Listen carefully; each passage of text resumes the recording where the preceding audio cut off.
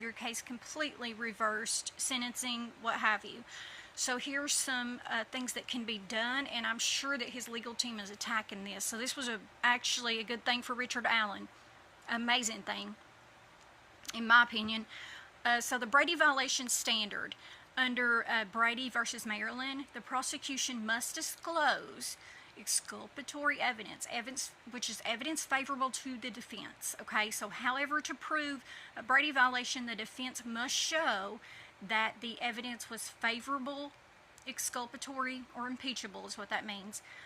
Favorable, the prosecution withheld, the evidence that they withheld. The suppression prejudiced the defense, meaning there's a reasonable probability that the outcome of the case would have been different had the confession letters been presented. Material and prejudice, even if the letters exist and contain a confession from another party, the appeals court would assess whether the evidence would have changed the verdict. So if the court finds the conviction would have happened regardless, they may rule the error was harmless rather than grounds for reversal. And I mean, I wouldn't, but yeah.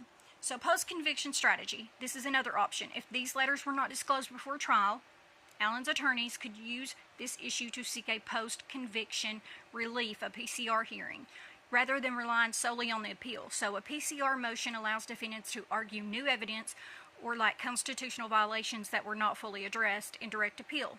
Okay, so court discretion, even if an appellate court finds procedural misconduct, they have the discretion to grant a new trial and modify sentencing, or even uphold the conviction if they believe the other evidence was overwhelmingly satisfied. So while failing to disclose the letters could be grounds for reversal, it depends on how strong the confession is and how much weight the appellate court gives it. Okay, so and whether they see it as like a game changer in the case, that is their opinion. In my opinion, do I think it's a very big deal? Absolutely.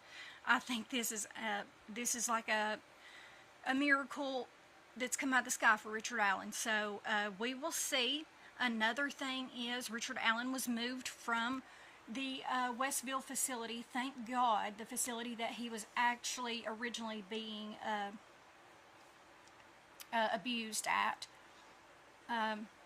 And there was so much more to it than the public even knew about. So, you know, you can only imagine what occurred. So I'm very glad that he's out of there. So that's the latest update on Richard Allen. That motion was denied, and we're still waiting on the motion for prosecution to produce their Ricky Davis confession letter.